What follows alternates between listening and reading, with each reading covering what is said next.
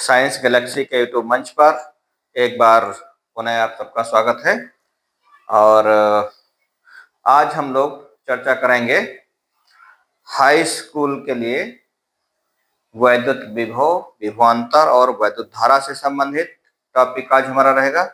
बहुत महत्वपूर्ण टॉपिक है, कम से कम 6 नंबर तक इससे पूछ लिया जाता है। इसमें हम सीखेंगे कि वैद्युत विभव क्या है, वैद्युत धारा क्या है, वैद्युत आवेश क्या है और वैद्युत प्रतिरोध क्या होते हैं। इन सब के बारे में हम लोग सीखेंगे। चलिए चलते हैं सीधे टॉपिक पर। चूंकि परीक्षाएं निकट है इसलिए बात कम काम ज्यादा, और हम आते हैं सीधे अपने टॉपिक पर। तो चलिए देखते हैं। सबसे पहले बात आती है कि वैद्युत आवेश क्या है। एक एक हेडिंग नोट करते रहिए। एक छोटी छोटी परिभाषाएं हैं जो बहुत महत्वपूर्ण होती हैं और यही परिभाषाओं के बीच से ही सवाल आपसे पूछ लिया जाया करता है। तो सबसे पहले है परिभाषा कि वैद्युत आवेश है क्या चीज। तो हम लोगों ने प्राय ये देखा होगा कि जब हम कंघा करते हैं या प्लास्टिक की कोई चीज बाल पर रगड़ते हैं तो हम क्या पाते हैं कि उनमें छोटी हल्की वस्तुओं जैसे कागज के टुकड़ों को अपनी ओर आकर्षित करने की क्षमता हो जाती है। ये क्षमता कहाँ से उत्पन्न होती है, ये प्रश्न विचारणीय है। ठीक इसी प्रकार से जब हम कांच की छड़ को रेशम से रगड़ते हैं तब भी यह हम देखते हैं कि कांच की छड़ में छोटे कागज के टुकड़े और छोटे तिनकों को अपनी ओर आकर्षित करने की क्षमता उत्पन्न होती है। ये जो क्षमता है वस्तुओं को अपनी ओर आकर्षित करने की क्षमता, इसी को हम कहते हैं कि वस्तु आवेशित हो गई है। वस्तु आवेशित हो गई है, आवेश आ गया, उस पर चार्ज आ गया है, आवेश में आ गया। और यह चार्ज हम क्या पाते हैं कि भिन्न भिन्न चीजों के लिए अलग अलग होता है। तो जब हम कांच की छड़ को रेशम पर रगड़ते हैं तो कांच की छड़ से इलेक्ट्रॉन जो है वो चले जाते हैं इसमें, रेशम में। तो जिससे इलेक्ट्रॉन निकलेंगे उसके नाभिक पर क्या आ जाता है, धनावेश आ जाता है। इसलिए कांच की छड़ धनावेशित हो जाती है और रेशम जो है वो क्या हो जाएगा, ऋणावेशित हो जाएगा। तो कांच की छड़ धनावेशित हो जाती है। यहां से क्वेश्चन निकल आता है कि अगर हम कांच की छड़ को रेशम पर रगड़ते हैं तो कांच की छड़ पर कैसा आवेश होगा। तो हम ये याद रखेंगे कि कैसा आवेश हो जाता है, धनावेश हो जाता है। धनावेश क्यों होता है, क्योंकि कांच की छड़ से इलेक्ट्रॉन किसमें चले जाते हैं, रेशम की धागे पर या रेशम का जो भी होगा। तो इसके बाद में दूसरा है कि इसके विपरीत एक प्रयोग और करते हैं कि अगर हम एबोनाइट को बिल्ली की खाल पर रगड़ते हैं तो एबोनाइट की छड़ पर ऋणावेश उत्पन्न हो जाता है। यानी बिल्ली की खाल से इलेक्ट्रॉन किस पर आ जाएंगे, एबोनाइट की छड़ पर आ जाएंगे, इसलिए इस पर ऋणावेश उत्पन्न हो जाता है।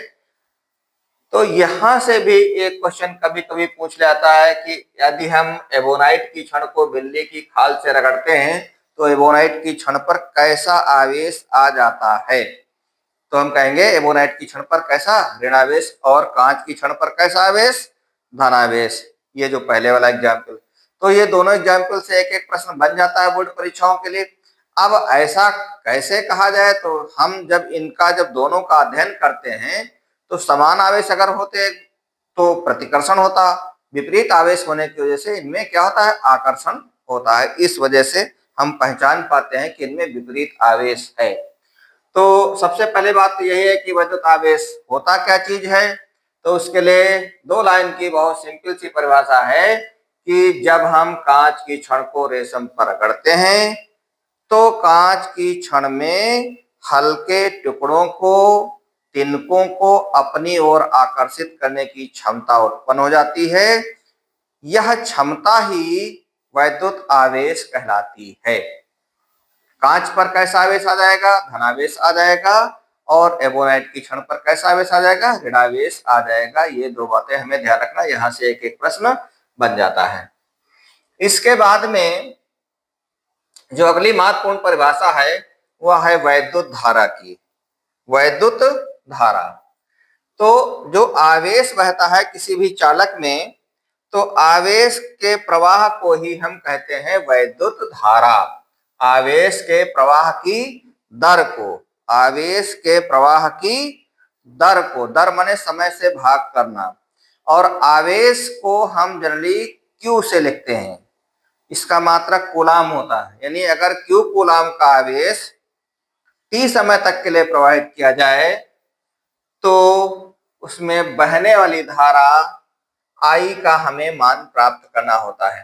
तो सबसे पहले तो हम ये जान लें कि इसकी परिभाषा क्या हुई। तो एक लाइन की परिभाषा होती है, आवेश के प्रवाह की दर को हम कहते हैं वैद्युत धारा और इसे स्मॉल आई या कैपिटल आई से प्रदर्शित करते हैं। स्मॉल आई या कैपिटल आई से प्रदर्शित करते हैं। अब बात आती है, यदि हम क्यू कूलाम के आवेश को, यदि क्यू कूलाम के आवेश को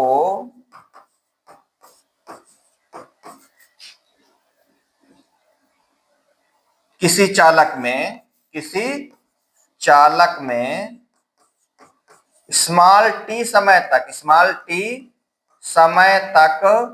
प्रवाहित करें, स्मॉल टी समय तक प्रवाहित करें, तो उसमें बहने वाली धारा,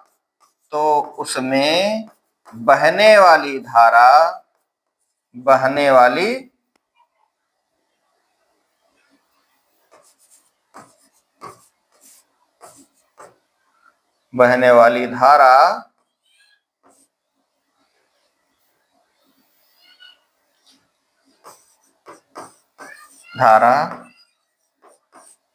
धारा लिखा हुआ है, धारा आई बराबर हो जाएगा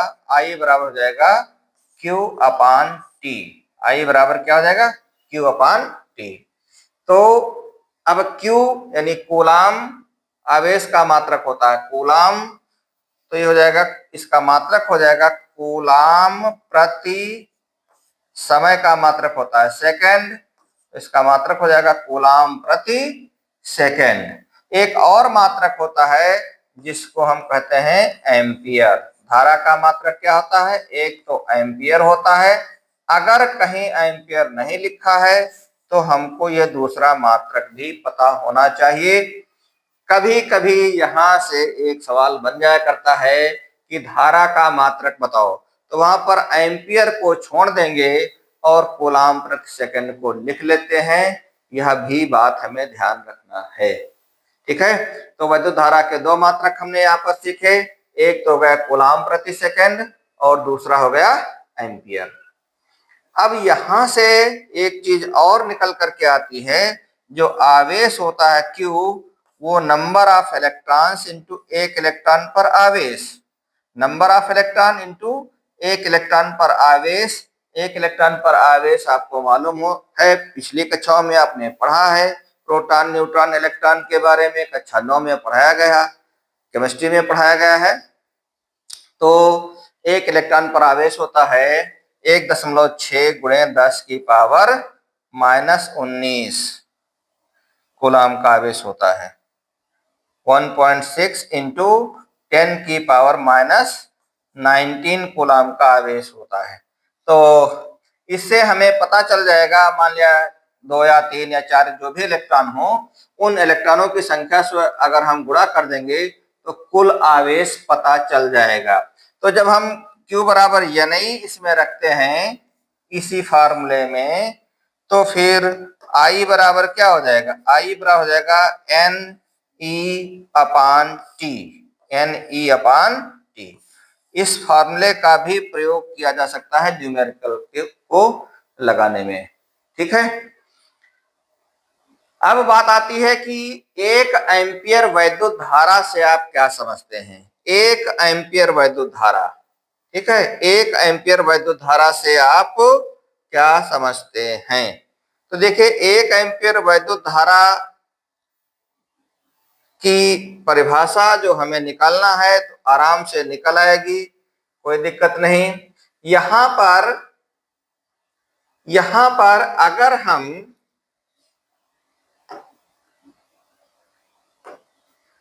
यदि Q बराबर हम ले लें 1 कूलाम, Q बराबर कितना ले लें 1 कूलाम ले लें, और समय जो है कितने समय तक धारा प्रवाहित करें, समय बराबर 1 सेकेंड, समय बराबर 1 सेकेंड।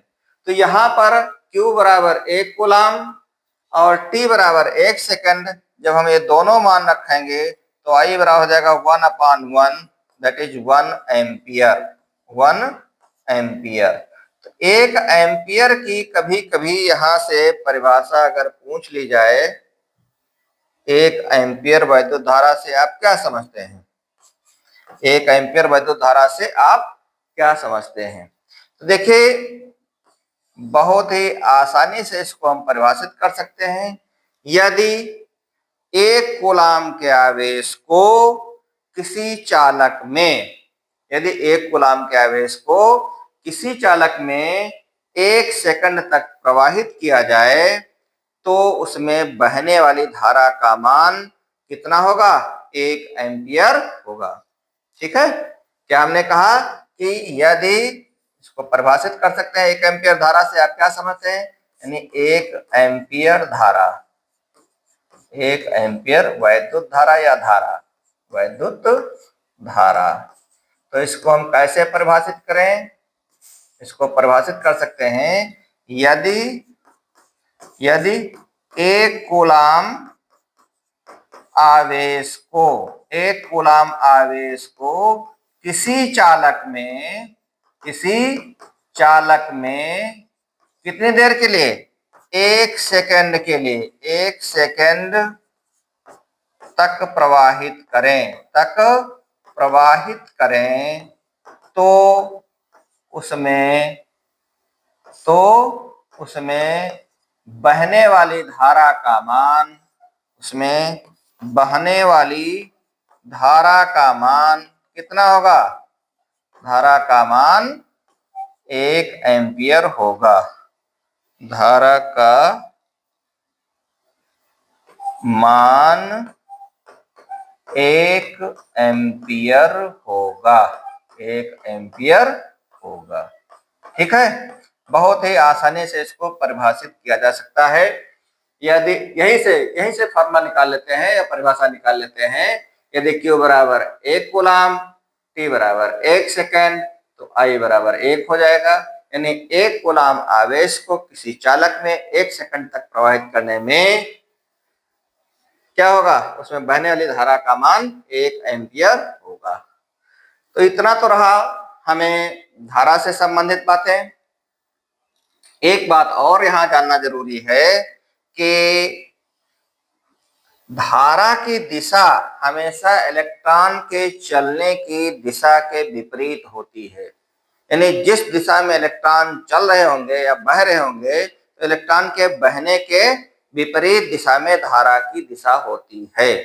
धारा की दिशा कैसी होती है, इलेक्ट्रॉन चलने के विपरीत दिशा में। यहां से भी क्वेश्चन पूछ लिया जाता है कि धारा की दिशा और इलेक्ट्रॉन की दिशा में क्या परिवर्तन हो, मतलब क्या कैसे आप इसको डिफाइन करेंगे। तो हम कहेंगे कि धारा की दिशा हमेशा इलेक्ट्रॉन के चलने की दिशा के विपरीत होती है।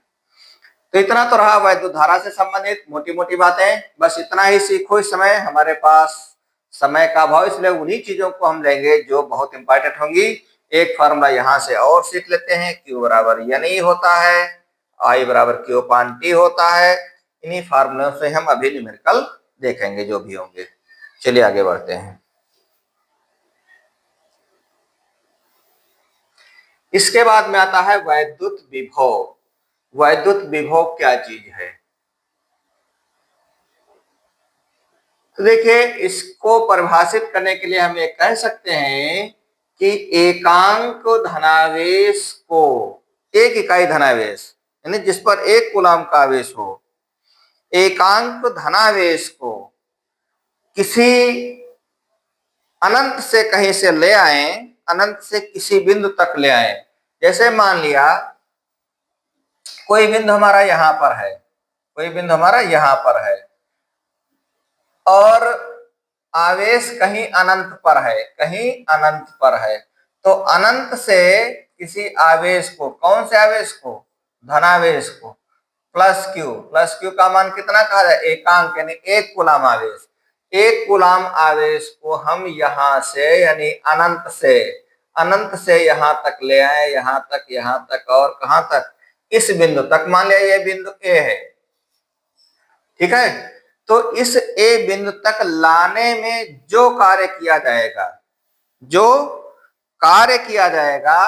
कार्य यानी वर्क का हम उसको रिप्रेजेंट करते हैं W से, उसे ही हम क्या कहते हैं, वैद्युत विभव कहते हैं। उस बिंदु का, इस बिंदु का वैद्युत विभव पता चल जाएगा, ठीक है। लेकिन अगर कूलाम एकांक नहीं है तो हम क्या काम करें, तो फिर उससे भाग कर दें, तो प्रति के हिसाब से मालूम हो जाएगा।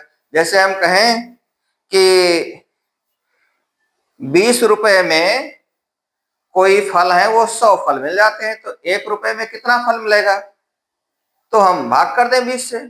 ठीक इसी प्रकार से कि अगर आवेश आपका एकांक नहीं है तो उसको हम किससे भाग कर दें, उसी आवेश से भाग कर दें, तो हमें पता चल जाएगा। अच्छा, तो वैद्युत विभव को हम जनरली V अक्षर से लिखते हैं, कैपिटल V से लिखते हैं। किस अक्षर से, कैपिटल V से। अब यहां से देखो परिभाषा के अनुसार हमको क्या फार्मूला मिल सकता है, किया गया कार्य अगर हमारा W हो, कार्य कितना हो, W हो, और आवेश अगर एकांक से कुछ ज्यादा है या कम है, तो हम इस आवेश से भाग कर दें, तो जो हमको रिजल्ट मिलेगा वही हमारा सूत्र बनेगा। तो यहां पर हम क्या कह सकते हैं, यदि Q कूलाम आवेश को, यहां से हम एक परिभाषा निकाल लें यानी इसका सूत्र निकाल लें, तो हम ये कह सकते हैं कि यदि हम मान रहे हैं, यदि प्लस क्यू यानी धनावेश होना चाहिए, इसलिए प्लस क्यू, यदि Q कूलाम आवेश को अनंत से, अनंत के लिए चलो हम हिंदी में ही लिख देते हैं, अनंत को अनंत से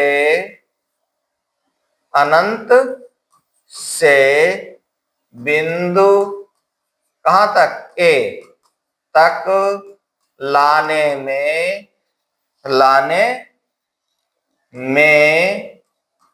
किया गया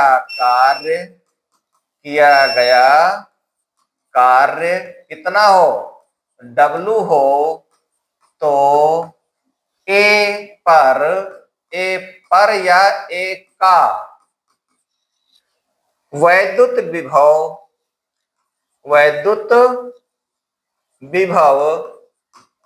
विभव V बराबर कितना हो जाएगा, W/Q। अब इसका मात्रक क्या हो जाएगा, कार्य का मात्रक क्या होता है, जूल। कार्य का मात्रक क्या होता है, जूल। तो इसका मात्रक हो जाएगा जूल प्रति आवेश का मात्रक होता है कूलाम, तो हो जाएगा जूल प्रति कूलाम, या इसी को हम वोल्ट भी कहते हैं, जूल प्रति कूलाम या वोल्ट, ठीक है। तो यहां पर भी 2 मात्रक हमने देखे, एक तो वैद्युत विभव का मात्रक होता है जूल प्रति कूलाम, और दूसरा मात्रक होता है वोल्ट।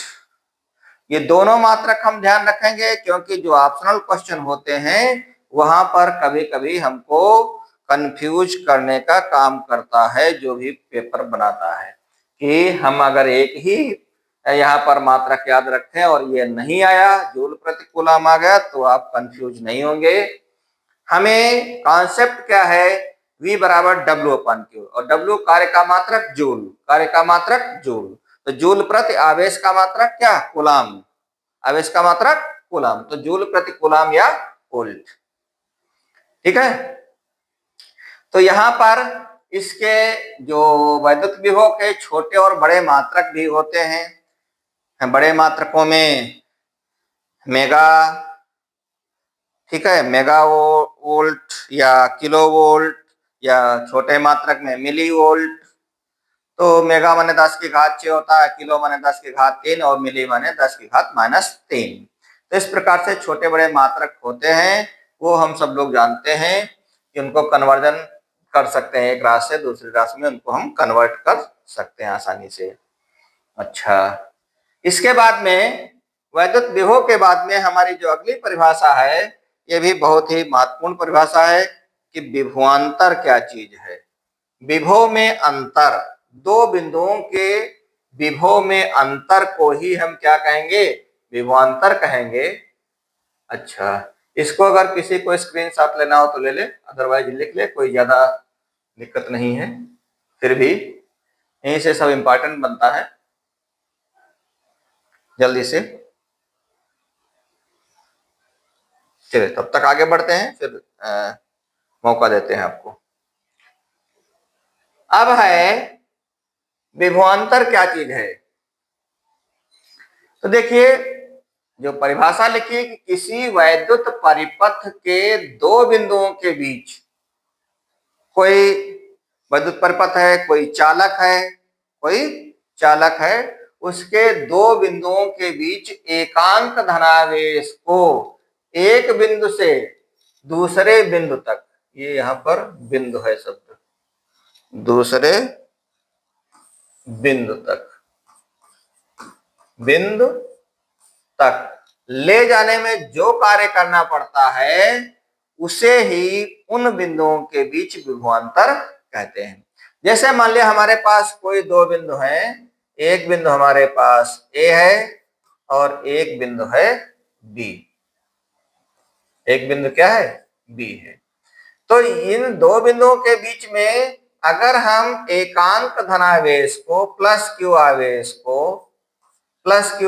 को बी से ए तक ले जाएं, बी से ए तक ले जाएं, तो बी से ए तक ले जाने में, यहां से यहां तक ले जाने में कुछ कार्य करना पड़ेगा, और जो कार्य करना पड़ेगा वही कार्य क्या हो जाएगा, इन दोनों के बीच में विभव का अंतर हो जाएगा। विभव का अंतर यानी अगर ए पर विभव वी हो, ए पर विभव वी हो और बी पर विभव वी बी हो, जो भी है वो शून्य भी है या कुछ भी है, इससे हमारा मतलब नहीं है, कि अगर वहां पर विभव वी बी हो तो फिर ये जो डिफरेंस है दोनों के बीच v A minus we b, इसी को हम विभवांतर कहेंगे।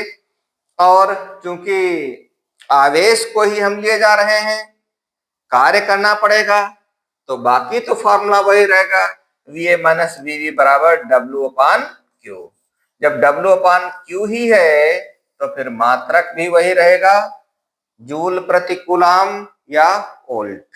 बस परिभाषा में अंतर है कि किसी भी वैद्युत परिपथ के अंदर या किन्हीं दो बिंदुओं के बीच किसी चालक के, हम ऐसे कह सकते हैं, ये वैद्युत परिपथ की जगह पर हम चालक कह सकते हैं कि किसी चालक के दो बिंदुओं के बीच एकांक धनावेश को एक बिंदु से दूसरे बिंदु तक ले जाने में जो कार्य करना पड़ेगा उसे ही हम उन बिंदुओं के बीच का क्या कहेंगे, विभवांतर कहेंगे।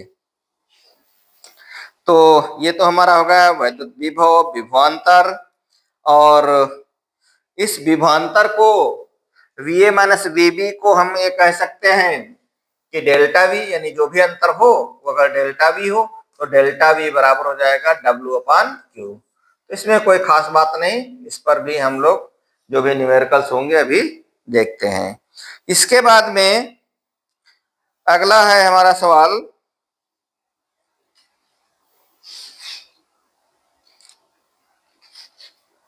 चलिए आगे बढ़ते हैं। इस पर न्यूमेरिकल अभी बाद में देखेंगे हम लोग। फिर है ओम का नियम, ये भी बहुत इंपॉर्टेंट नियम है, खूब पूछा आता है हाई स्कूल के परीक्षाओं में, 2 नंबर का प्रश्न होता है जनरली, और इसको लिखना बहुत आसान है। मैं तो देखता हूँ कि कभी कभी लड़के साधारण से नियम को भी नहीं लिख पाते हैं, इसमें कुछ नहीं ऐसा है कि ना लिखने वाली बात हो, हम लोग इसको बहुत ही आसानी से पढ़ सकते हैं। देखिए क्या लिखा हुआ है, ये नियम स्पष्ट आपका लिखा हुआ है कि यदि किसी चालक की भौतिक अवस्थाओं में परिवर्तन ना किया जाए, ठीक है, भौतिक अवस्थाएं क्या आती हैं, चालक की लंबाई घटाई बढ़ाई ना जाए, चालक पर ताप और दाब का प्रभाव न किया जाए। ठीक है, तो ये भौतिक अवस्थाएं होती हैं। ताप, दाब और चालक की लंबाई आदि का परिवर्तन ना किया जाए तो जो चालक में जो धारा प्रवाहित होगी वह उनके सिरों के बीच विभवांतर के अनुक्रमानुपाती होती है। विभवांतर के अनुक्रमानुपाती होती है। ये 2 लाइन का बहुत साधारण सा और बहुत महत्वपूर्ण नियम है ओम का नियम। फिर से एक बार कहते हैं, यदि किसी चालक की भौतिक अवस्थाएं अपरिवर्तित रखी जाएं, यानी भौतिक अवस्था में कोई परिवर्तन ना किया जाए, तो चालक में बहने वाली धारा उसके सिरों के मध्य विभवांतर के अनुक्रमानुपाती होती है। तो यदि हम ये मान लें कि चालक में बहने वाली धारा आई है, चालक में बहने वाली धारा आई है और चालक के सिरों के बीच विभवांतर V है, तो ये I समानुपाती V या V समानुपाती I, हम कुछ भी कह सकते हैं, दोनों एक दूसरे के समानुपाती हैं। I समानुपाती V, तो I समानुपाती का चिन्ह हटाते हैं, I बराबर हो जाएगा R इंटू V। ठीक है, या V बराबर,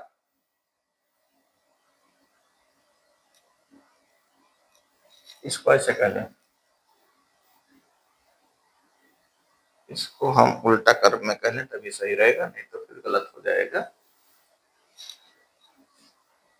V समानुपाती I विभवांतर जो है प्रवाहित धारा के अनुक्रमानुपाती होता है। विभवांतर प्रवाहित धारा के अनुक्रमानुपाती होता है। तो V बराबर हो जाएगा I और यानी R, समानुपाती का चिन्ह हटाएंगे तो ये हो जाएगा R। क्या हो जाएगा? R और I, R I, V बराबर RI, या फिर इसको V बराबर IR कहना ज्यादा आसान रहता है। V बराबर IR, ठीक है, V बराबर IR, ये फार्मूला होता है। तो इससे I बराबर क्या निकल आएगा? I बराबर हो जाएगा V अपान R। I बराबर क्या हो जाएगा? V अपान R। ये R क्या चीज है? जहां R जो है वो क्या होता है? चालक का प्रतिरोध होता है। R बराबर चालक का प्रतिरोध, चालक का प्रतिरोध होता है। अब इस प्रतिरोध को हम लोग समझेंगे। R को चालक का क्या कहते हैं? प्रतिरोध कहते हैं। और इसका मान किन किन बातों पर निर्भर करता है, तो अभी हम इसको समझेंगे। तो यहां से चालक का जो प्रतिरोध R है, इसका मात्रक भी अगर निकाला जाए तो देखो R बराबर क्या निकल आएगा। यहां से हम पाएंगे R बराबर हो जाएगा V upon I, V upon I। अब V का मात्रक होता है वोल्ट, V का मात्रक क्या होता है? वोल्ट, और I का मात्रक एम्पियर, I का मात्रक एम्पियर। तो इसका मात्रक हो जाएगा वोल्ट प्रति एम्पियर। ये क्या हो जाएगा? वोल्ट प्रति एम्पियर, वोल्ट प्रति एम्पियर, या इसी को हम कह सकते हैं ओम, या ओम, वोल्ट प्रति एम्पियर या ओम। ठीक है, तो अब ये देखिए कि जो चालक का प्रतिरोध होता है, यानी प्रतिरोध का मात्रक हम लोग सीख गए। यहां पर भी 2 मात्रक हमारे पास आते हैं, वोल्ट प्रति एम्पियर या फिर ओम। अब बात आती है कि ये प्रतिरोध होता क्या है, प्रतिरोध किसे कहते हैं। तो प्रतिरोध के लिए परिभाषा है वैद्युत प्रतिरोध या प्रतिरोध किसे कहते हैं?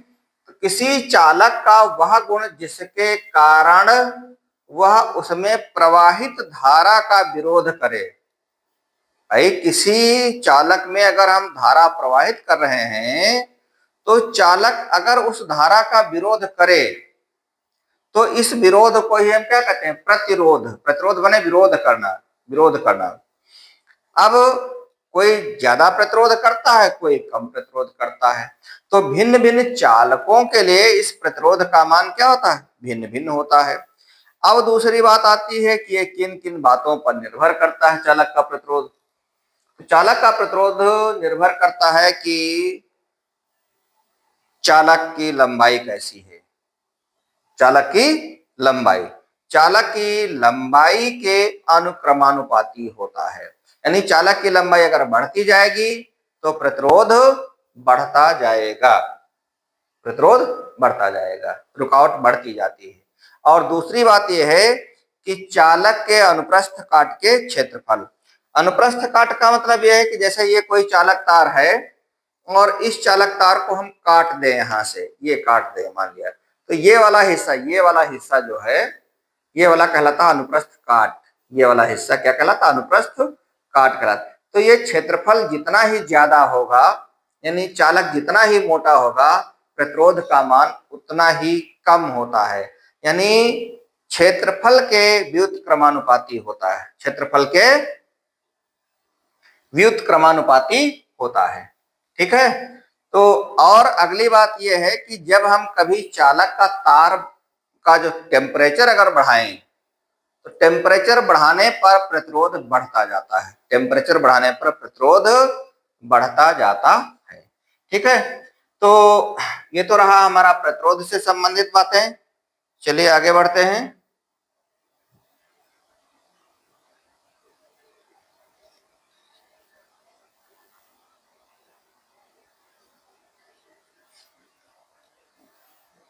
हमने आपको बताया कि चालक की लंबाई के अनुक्रमानुपाती होता है प्रतिरोध, चालक की लंबाई के अनुक्रमानुपाती। यानी अगर हम चालक की लंबाई मान लें, यदि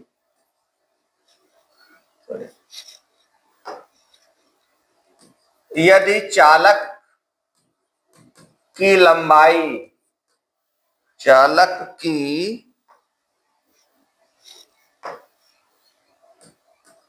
की लंबाई स्मॉल एल है, ठीक है, और अनुप्रस्थ काट का क्षेत्रफल, अनुप्रस्थ काट का क्षेत्रफल, अनुप्रस्थ काट का क्षेत्रफल कितना हो? कैपिटल ए हो तो हम क्या पाते हैं कि जो प्रतिरोध है, चालक का प्रतिरोध यानी रेजिस्टेंस आर, यह समानुपाती होता है चालक की लंबाई के, यानी एल के समानुपाती होगा। और यही आर व्युत्क्रम अनुपात में होती है क्षेत्रफल के, क्षेत्रफल के व्युत्क्रमानुपाती होता है। ठीक है। तो दो बातें हमने यहां से सीखा और ये फार्मूला हमें बन रहा है। देखिए क्या मिलेगा, अभी हम देखते हैं कि चालक की लंबाई के अनुक्रमानुपाती होता है, यानी लंबाई के समानुपाती होगा, और चालक के अनुप्रस्थ काट के क्षेत्रफल के व्युत्क्रमानुपाती होता है। क्षेत्रफल अगर हमारा ए है तो व्युत्क्रम का मतलब 1/a। और फिर ये पदार्थ की प्रकृति पर भी निर्भर करता है कि चालक किस नेचर का है। भिन्न भिन्न पदार्थों के लिए प्रतिरोध क्या होते हैं? अलग अलग होते हैं। भिन्न भिन्न पदार्थों के लिए प्रतिरोध अलग अलग होते हैं। ठीक है। और ताप पर हमने बताया कि ताप बढ़ाने से प्रतिरोध बढ़ जाता है। यहां से भी बोर्ड परीक्षाओं में खूब प्रश्न पूछे जाते हैं। अक्सर करके यह प्रश्न पूछ ही लिया जाता है कि चालक का प्रतिरोध किन किन बातों पर निर्भर करता है, या किस बात पर निर्भर करता है। उसमें या तो इनमें से कोई एक ऑप्शन या कोई दो ऑप्शन एक ही साथ दिए होते हैं और कहते हैं बताओ कौन सा सही, एक सही है, इनमें से दोनों सही है या सभी सही हैं। कुछ इस टाइप का सवाल अक्सर करके पूछा जाता है। तो हम ध्यान रखेंगे, चार बातें हैं हमारी मोटी मोटी। चालक का प्रतिरोध लंबाई के अनुक्रमानुपाती होता है, और अनुप्रस्थ काट के क्षेत्रफल के व्युत्क्रमानुपाती होता है, और पदार्थ की प्रकृति पर निर्भर करता है, और चौथी बात है कि ताप बढ़ाने पर प्रतिरोध बढ़ जाता है, ताप कम करने पर प्रतिरोध कम हो जाएगा। अच्छा, अब यहीं से एक और परिभाषा पूछ ली जाती है कि ये विशिष्ट प्रतिरोध अथवा प्रतिरोधकता क्या चीज है। चलिए हम यहाँ तक जब पहुंचे हैं तो यहीं से हम आगे बढ़ जाते हैं और यहाँ की हमें परिभाषा मिल जाएगी। देखिए इसी में अगर हम इस समानुपाती के चिन्ह को हटाते हैं तो हमें मिल जाएगा R बराबर रो इंटू एल अपान ए। R बराबर रो इंटू एल अपान ए, जहां इस रो को ही हम विशिष्ट प्रतिरोध कहते हैं। जहां रो क्या है, विशिष्ट प्रतिरोध है। जहां रो पी की तरीके से बनता है, रो विशिष्ट प्रतिरोध है। तो विशिष्ट प्रतिरोध को ही हम प्रतिरोधकता कहते हैं, विशिष्ट प्रतिरोध है। ठीक है, अब इस रो का मान हमको पता करना है। तो रो का मान पता करने के लिए हम इसका क्रॉस मल्टीप्लाई कर लें। इसके नीचे बटा 1 कर लेते हैं। तो बटा 1 जब करेंगे तो हो जाएगा देयरफॉर रो इंटू एल बराबर हो जाएगा R इंटू ए। क्या हो जाएगा, R इंटू ए। देयरफॉर रो बराबर हो जाएगा R इंटू ए अपान एल, R इंटू ए अपान एल। अब ये तो एक मेन फार्मूला यहां से निकल ही आता है। मात्रक चेक करें, इसका मात्रक क्या बनेगा। तो मात्रक क्या हो सकता है, R का मात्रक ओम। देखिए मात्रक हम चेक करते हैं, दिस इम्प्लाई दैट अगर हम मात्रक चेक करें तो रो बराबर क्या हो जाएगा, R यानी ओम। रो का मात्रक, पूरी बात लिख लें, विशिष्ट प्रतिरोध का मात्रक हम यहां लिख देते हैं, विशिष्ट प्रतिरोध का मात्रक, प्रतिरोध का मात्रक। तो देखिए क्या निकल करके आएगा, R का मात्रक क्या होगा, ओम। तो हो गया ओम। ए क्या होता है, क्षेत्रफल होता है। क्षेत्रफल का मात्रक क्या होगा, metre square. Ohm into metre square बटे लंबाई का मात्रक क्या होगा, मीटर होगा। तो लंबाई का मात्रक होगा मीटर। 1 मीटर से मीटर का स्क्वायर कैंसिल, तो इसका मात्रक क्या होगा, ओम मीटर। ओम मीटर मात्रक हो गया ओम मीटर। ये विशिष्ट प्रतिरोध का मात्रक भी खूब पूछा जाता है। ठीक, अब परिभाषा अगर हमको निकालना हो तो परिभाषा हम कैसे निकालेंगे, जरा ध्यान देना कि यदि L बराबर 1 मीटर, यानी 1 मीटर लंबा तार ले लें या चालक ले लें, L बराबर 1 मीटर, और क्या, A बराबर 1 वर्ग मीटर।